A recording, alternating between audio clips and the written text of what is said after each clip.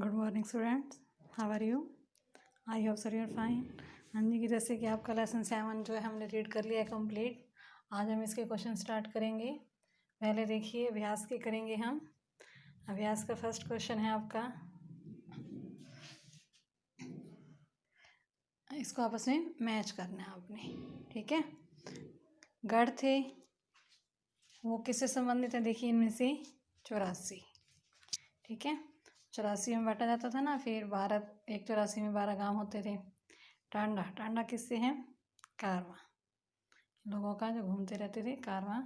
श्रमिक, श्रमिकों को क्या कहा जाता था? पाइक। कुल, कुल किससे संबंधित है? खेल।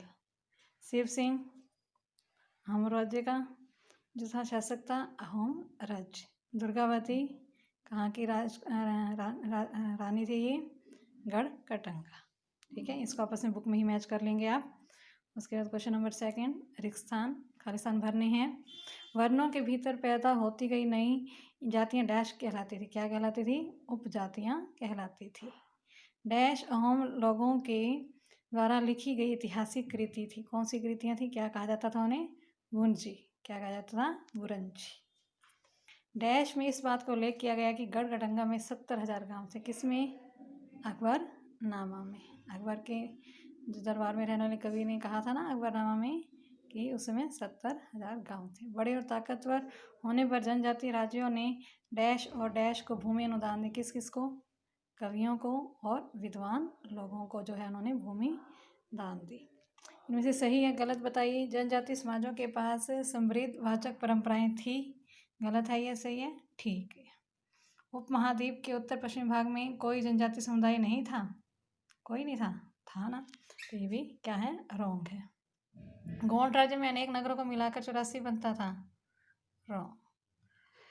भील उपमहाद्वीप के उत्तर पूर्वी भाग में रहते थे। ये क्या है? रॉन्ग, ठीक है। एक फर्स्ट ही सही है, बाकी तीनों जो हैं रॉन्ग है। ये फर्स्ट, सेकंड, थर्ड तो आपकी बुक में ही हो जाएंगे। उसके बाद देखिए 4th क्वेश्चन, खाना बदोश पशुचारकों और एक जगह बसे हुए खेतीहरों के बीच किस तरह का विनिमय होता था? तो ये तो अपने जो खाना बदोश लोग होते थे ये तो अपने जानवरों के साथ एक स्थान से दूसरे स्थान पर घूमते रहते थे। वे स्थानीय खेतीहरों से क्या लेते थे? अनाज, कपड़े और बर्तन आदि प्राप्त करते थे और बदले में उन्हें क्या देते थे? इनके पास पशु होते थे, उनसे जो ऊन और घी आदि होता था वो उन्हें देते थे। अहोम राज्य का प्रशासन कैसे संगठित था? अहोम राज्य प्रशासन की प्रमुख विशेषताएं क्या इस प्रकार देखिए। शासन उनका कैसे था? वहाँ पर क्या था? बेगार पर निर्भर था। जिन लोगों से जबरन काम लिया जाता था वे क्या कहलाते थे? पाइक।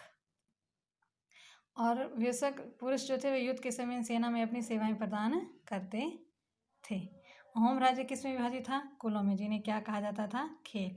और एक खेल के नियंत्रण में कई गांव होते थे।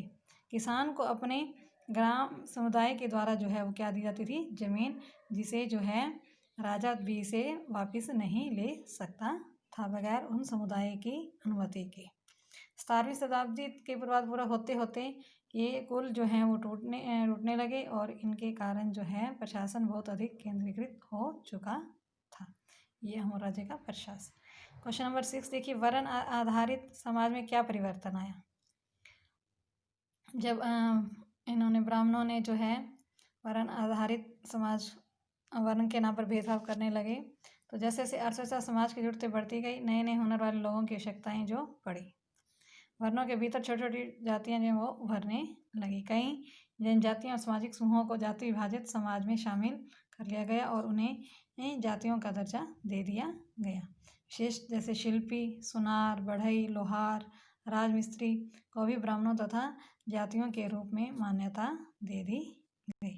तो आपने ये 6 क्वेश्चन जो हैं अपने नोटबुक पे राइट करने हैं। 3 आपके बुक में ही हो जाएंगे। 4, 5 और 6 ये आप अपनी फेयर नोटबुक पे इसे राइट भी करेंगे और लर्न भी करेंगे। Okay, thanks, have a nice day.